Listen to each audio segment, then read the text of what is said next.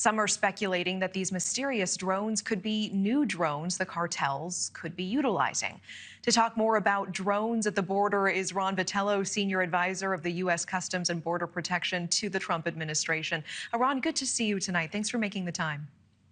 Thanks for inviting me. We've reported that Border Patrol agents have seen hundreds of drones a day from cartels. Some of them, though, cannot be explained by Border Patrol agents, including one in Tucson. What do you know about anomalous drone activity along the border? Well, it's very interesting. I think it parallels a little bit what we saw in New Jersey earlier in the year, right? No one knew where those drones were doing, where they came from. Eventually, I think they got to the bottom of it and they realized there was, sanctioned activity. These cartels are enormously powerful, and they use drones every day along our southwest border to surveil agents, kind of counter surveillance missions. They bring drugs across, and they attack Mexican authorities on their side of the border. And so the anomalous ones, they've got unlimited funding, and so maybe they have technology that we're not used to seeing, in the drone space, and certainly on our own border. Yeah, we saw some of this leaked video for the first time last night from a Border Patrol whistleblower. Some of these anomalous objects did not have heat signatures, appeared ice cold on the footage. What did you make of the new leaked video of these mysterious sightings along the border? Well, again, this is something that we need to be careful about. The risks that involve the agents that are on the line there, the border communities as well. I suspect that this is, the cartel, on the cutting edge of technology, using different techniques, maybe different kinds of machines. This is what they do. That's part of their business model, to always be able to iterate and innovate so that they can continue to sell their poison into the United States. I see. So before your mind goes to alien or extraterrestrial intelligence, you think the cartels could be behind these unexplained objects in the sky? Well, we know that they're already using drugs at the southwest border, again, for counter surveillance, to bring contraband into the United States. So it wouldn't surprise me that they have some emerging technology or have innovated it on their own. The government's learned quite a bit in the war in Ukraine. Both sides have taken drones to a more lethal and more surreptitious way, right? They can fly now without the kinds of things that they would have had to use a couple of years ago. So this iteration by the cartels is nothing new with regard to tunnels, offshore capabilities, stuff that they do at the border just to continue to bring their poison in. We were speaking with NewsNation's Ross Coulthart last hour, who said that the instinct of the government is to dismiss or cover up these incursions. And in fact, that former Border Patrol agent, Bob Thompson, did initially bring this to the attention of his superiors. What does all of this say about transparency in our country? Do you think that Border Patrol is doing enough to rigorously investigate what's happening here? Well, I think that it's been reported. It's in the in the investigative stages. There are authorities in the United States, like the FAA, that will be very concerned about unlicensed unmanned drones. But we do have this problem at the southwest border, right? These cartels don't follow any of the rules that we must follow to detect drones, to take them into custody, or to prevent them from coming into the United States. Ron Vitello, appreciate your time tonight. Have a great rest of your evening. Thank you. Thanks. You spoke with the experts. What was their take? They were totally flabbergasted by it, Natasha. What they couldn't explain was how an object like that had no visible means of propulsion. As Peter Reali explained in that interview, there is an issue with the fact that on a thermal signature, such as the camera is displaying there, you should see a hot point for an exhaust, maybe a rocket motor or a propeller. There's no evidence of any kind of heat source. And this is part of a broader phenomenon that's being seen not just in Arizona, but right across this area of New Mexico, Nevada, Arizona. I'm getting a lot of people contacting me about this particular type of object, this cigar-shaped object. Some people people describe it as the Tic Tac, a slightly stubby cigar-shaped object. There are a lot of people telling me they're seeing this shape and image, and it doesn't display the kind of propulsion system or the kind of thermal signature that you'd expect to see. One of the things that's really fascinating now, Natasha, and the reason why this is becoming more of an issue, I suspect these objects have been around for a very long time.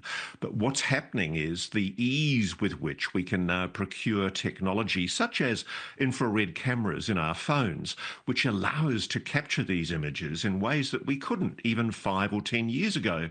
And so a lot of people have been contacting me. I get literally thousands of these a week from people telling me that they're seeing strange objects, be they the cigar. I haven't had anybody send me a rubber duck, but they've sent me plenty of images of anomalous objects, including, by the way, the jellyfish. And I can't explain it, but what is not explainable is good scientists like the Scientific Coalition for the Studies of UAPs in Huntsville have had a look at these videos, and they just haven't been able to provide an explanation for them. They are truly anomalous. And at what point do we acknowledge as a country that this is an issue? This is an issue of national security. We have objects breaching our airspace which are seriously inexplicable, even to known conventional science. This should be a national security and flight safety issue. What do the agencies do? They bury their head in the sands. Yeah, speaking of the jellyfish, a UAP you just brought up, a NewsNation viewer has a question for you specifically about that. We will ask you closer to the end of the show. You had a firsthand experience seeing potential UAP drone sightings through night vision goggles with a UFO tour guide. Can you tell me more about that? Did you see anything, and what were your takeaways from that experience? Okay, so Melinda Leslie operates a UAP spotting business in Sedona, Arizona. And I've been hearing about Melinda's work for quite some time, and she's got superb third generation night vision goggles, top of the line $10,000 night vision goggles. And these allow you to see amplified light. And we've been hearing from witnesses who've actually been stopped by men with guns, with uniforms on, in parts of the remote Bureau of Land Management land, in and around the coyly named Secret Mountain, just a few kilometres from Sedona. We've been told by many locals that there are weird things that have been going on in that area. People have been stopped by men with guns in an area that's not known or acknowledged to be a military site, and they've been told to get the heck out of there as fast as possible. In one case, one of the witnesses described seeing a vehicle that had stopped him going down a ramp that had opened hydraulically in a hillside and concealing to be essentially looking like just a simple wall of normal rock. There's something going on. There are a lot of people who believe there is an incredible as this may sound, an underground facility located near Sedona. It's an allegation that's been around for quite a few years, and we spent a lot of time investigating it. And I do think it has validity. I've actually spoken to people who claim to have been inside this facility. And so what Melinda's night vision goggles captured were, and I saw it for myself, an orb-shaped object, gigantic golden orb-shaped object coming up from behind Secret Mountain near Sedona, pulsing, almost pulsing like a plasmatic glow. And then it lifted slowly and then took off. Ross, you saw this? You saw this? I saw it. Yeah, I saw it. During your investigation on the ground, this was tracked on camera for 40 minutes, and you were finding it was going in circles. How significant is that detail, and what are you taking away from this rubber duck incident? Well, the fact that it was going in circles is disproving any suggestion that it was just a balloon floating randomly with the prevailing winds. It was intelligently controlling itself and circling a specific area, which we actually searched with ground-penetrating radar just to see if there was anything there.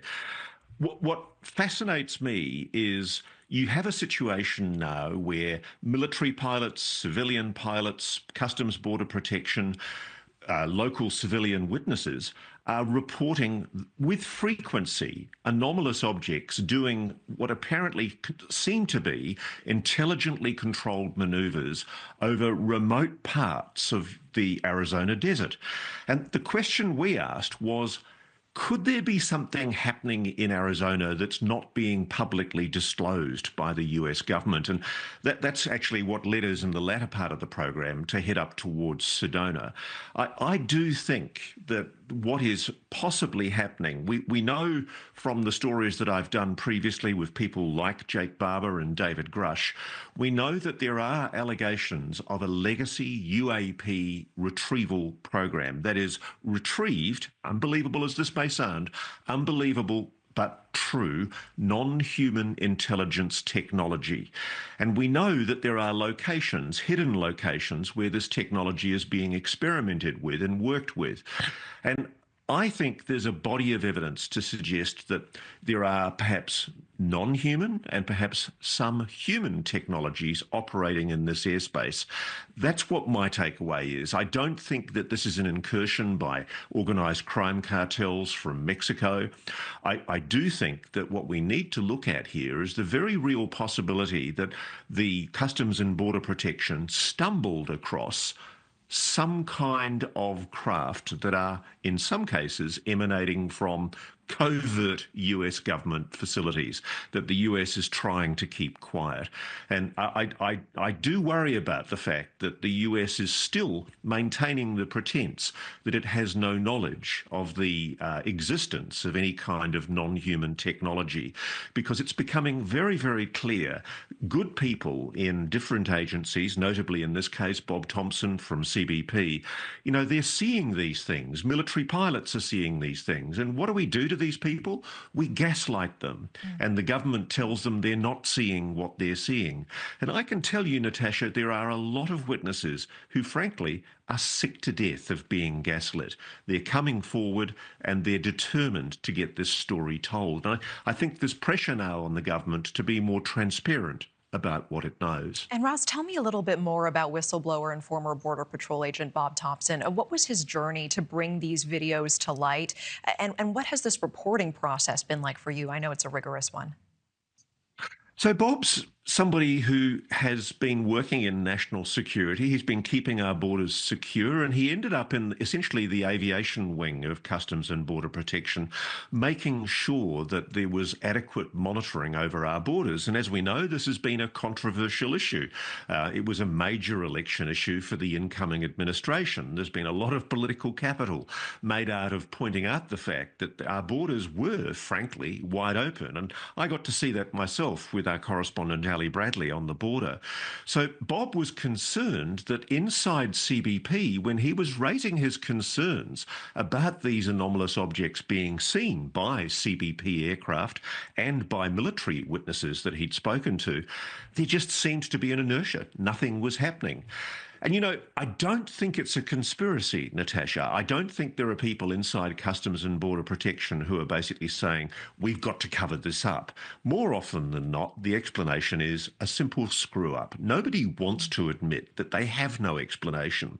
And so whilst these objects are breaching airspace and coming into areas that are sensitive and getting in the way of military aircraft, and in one case we know about even colliding with them, I think the problem for Bob's bosses was they determined to put their heads in the sand because it's just too hard. How do you explain something that you can't control? And this is the bigger issue with the drones incursions. So we have a huge problem, frankly, where drones are breaching US airspace and the US government is putting its head in the sand on the issue. Red tape, roadblocks, and the runaround. A new UFO whistleblower is sounding the alarm on just how difficult it's been to report an unacknowledged special access program called Immaculate Constellation to Congress. Former U.S. national security official Matthew Brown sat down for an in-depth interview with investigative journalist Jeremy Corbell on his Weaponized podcast. Brown said he decided to tell his boss that he had stumbled upon a top-secret program that was gathering images and videos of UFO encounters from classified military servers. But when he went to his boss, the message was not well received. Like, stop. Did you read this? And I don't answer, but I just look him in the eye, and I look at the screen, and I'm like, of course I read this. That's how you know it exists. And he definitely picked up on that, and the conversation ended with him saying, delete it, and he left the room, and we never spoke of it again. Brown says he didn't stop there. He went on to report Imcan to his boss's boss and to other higher-ups. He says still nothing happened. He eventually decided to seek whistleblower protection and submitted written testimony to Congress. And after a couple meetings with congressional liaisons, still nothing happened. So Brown decided to tell the State Department he's going to go public. He says his main concern at that time was his own safety. I'm definitely under no illusions that the U.S. government at some capacity knows about me. I'm mainly concerned about foreign intelligence and their possibility of collecting on me. I'm in D.C., spy capital of the world. I was very concerned about that. Brown says he was equally concerned that the systems put in place to help whistleblowers come forward and protect them seem to have failed him every step of the way. Joining us now is investigative journalist and co-host of the Weaponized podcast, Jeremy Corbell. Jeremy, welcome back. Matthew Brown really describes what he said was serious red tape when he was just trying to report what he saw. Why is that? Yeah, it's even much bigger than that. I mean, Matthew Brown is an American patriot. And as journalists, George Knapp and I, we are pit bulls on this issue of protecting whistleblowers. Congress has made a show of this. They want whistleblowers to come forward. Well, here you go. So Matthew Brown has inside knowledge of the deception of our government by elements of the intelligence community. He has tried to raise the red flag. He has tried to tell people what's going on. And he's done everything in his power to do it the right way. And this was the best way now, is to come forward with journalists like me and George. Yeah, but Congress has also made a big show of investigating UFOs and UAPs. I don't understand why they wouldn't be jumping on this. Right. I think it's a dynamic process. I still want this process to work. And I have been fighting with Congress, really great allies in Congress and senators, to make this work. They have to allow people to be heard in open congressional hearings. That's the whole thing. Do you think that part of the problem was that what Matthew Brown was describing in this Immaculate Constellation program sounded so far-fetched that people were just like, yeah, I don't believe it? Not at all. Not at all. This was taken seriously from the very beginning, all the way up through as he brought it up to people's interests. So first of all, there's a difference between the Immaculate Constellation briefing versus the field report, which we successfully got onto congressional record at the last hearing. I brought that into to Congress and got that on the record. So the difference is the briefing is what he was first initially exposed to. That's what he raised the alerts about. That was the entry point to him and his extensive, long investigation into this. If you read the first part of what he submitted and what we got onto congressional record, it says this document is the result of a multi-year investigation into the subjects of UAP, technologies of unknown origin, and non-human intelligence. Nobody thought this was far-fetched. Everybody took it seriously. And how did Matthew Brown get access to these documents? Does he say? Absolutely. If people watch the first two parts of the interviews, you will see step by step. We walk through exactly what happened. At first, it was accidental exposure to the Immaculate Constellation. So he just opened something that he, by accident, and saw something crazy inside, basically. In fact, he was raising the alert that if this is an unacknowledged special access program, that it was filed in the wrong place. And then he felt threat that he had seen it and was seeking guidance after he got classes on how to deal with what they call spillage, which is where you see a compartmentalized program when you're not supposed to. This kid has done everything right, and he has not received the support that he should. And Congress should hear what he has to say, because right now they're in the dark. So when he says he hasn't gotten the whistleblower protection to which he's entitled, and you agree with that, what has he not gotten in this? You know, he says he feels unsafe. Can you elaborate on that? A little bit, I will elaborate on that now, but the main thing is we have been told by our government, hey, you need to come forward, here's the process to do it, you need to tell us what you know about non-human intelligence, about these UAP, And he's done that, but really there's no follow-up. There's no protections. He has received numerous kind of issues because of his accidental exposure. So what George Knapp and I are trying to do, not just as journalists, but as human beings, is we're trying to make sure that people follow through with those protections that people need to and want to come forward to inform Congress. And I'll tell you something, Elizabeth, that I think is really fascinating. If people really watch this, at one point, Matthew Brown said, "My blood ran cold." And this was a briefing that he was able to read the transcripts of while he was in position. And it was between the former head of Aero and Senator Rubio said about the legacy program. Well, what the hell has the executive branch been doing? Had they been running this for 60 years without congressional oversight? This is about the legacy UFO program. Yeah. And the fact is they have. There's a cover-up. It's in the House and Congress is pissed. All right. Jeremy Corbell, something tells me we're going to be hearing a lot more about this. Next week. Next week, that's right. And by the way, Jeremy. On Capitol Hill, a renewed push for answers in the skies. A group of House lawmakers say it is time for transparency when it comes to unidentified anomalous phenomena, or UAPs. Congresswoman Anna Paulina Luna says fresh legislation is coming, as well as back-to-back hearings, all in an attempt to force federal agencies to come clean. It's all on the heels of a bombshell briefing featuring top experts, including Harvard astrophysicist Dr. Avi Loeb. The packed session was to dissect the science, security risks, and what some believe is a government cover-up. From crash retrieval programs to calls for declassifying Navy UAP footage, lawmakers insist this is no longer an issue on the fringes of society. They're promising a systemic shakeup in how this country deals with the unknown. And Dr. Avi Loeb is joining us live right now. He gave a 20-minute presentation at this week's event and has been at the forefront in the push for UAP transparency for some time now. Dr. Loeb, always good to see you. Thanks for joining us. Thanks for having me. And it was interesting, on the day before the congressional briefing, you visited the Pentagon and you saw some of the tools the Defense Department is using to combat, quote, terrestrial threats. Can you explain this technology and what role AI is playing? Right. So there is the All-Domain Anomaly Resolution Office in the Pentagon that is looking at past events. It has been reviewing them for a couple of years, but it's time now to, instead of being obsessed with past events where the data is limited, to build new observatories that search the sky. In principle, if these objects are out there, we should be able to find them. And I believe that research, scientific research, is necessary in order to promote our understanding of what the nature of these unidentified objects is, because there are two possibilities. Either they are human-made, if they are technological, or they're extraterrestrial. And the simple assumption is that they're human-made, in which case it's a great threat to national security if we can't identify them.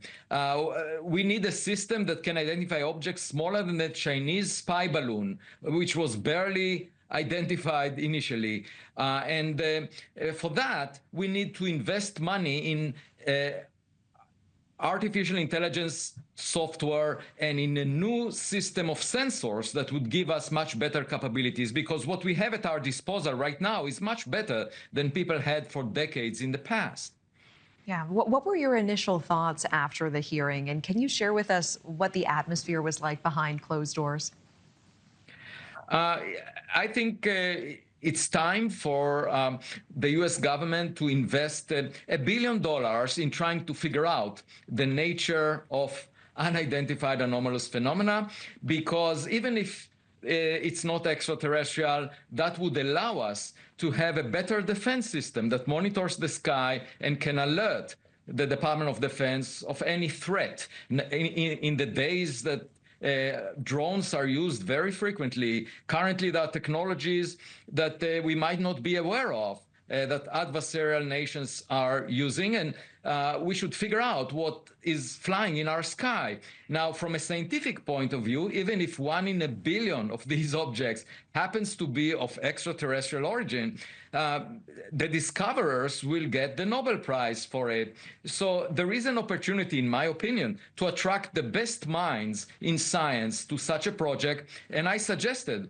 investing $1 billion in figuring out the answer so that we can clear out what these objects are. And I will be very happy if the Department of Defense will use the artificial intelligence software that we develop or the sensors that are being used to enhance the identification of objects in the sky. Yeah, it's interesting. You're saying it's a win-win here, because even if it turns out that these are not extraterrestrial in origin, we will have developed AI tools and sensors that will make our country safer from terrestrial threats, from human-made threats.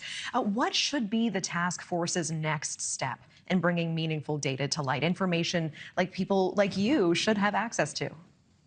Right. So there is a second push towards revealing what the U.S. government knows, what kind of data or materials it has at its possession. And of course, that could save us time. It was not available to scientists like myself so far, and I would be delighted to help government figure it out. And, you know, just like any other puzzle in science, we should be able to do it as long as we have the best minds dedicated to the problem. And I do feel that given the importance of the problem of are we alone, this could be a project that attracts the best minds, similar to the Manhattan Project a long while ago. It's an opportunity also to make taxpayers happy, because if you were to ask them, what question in science would you like to know the answer to? It's most likely, are we alone? Dr. Avi Loeb, it's always a pleasure speaking with you. Thank you so much. Thanks for having me.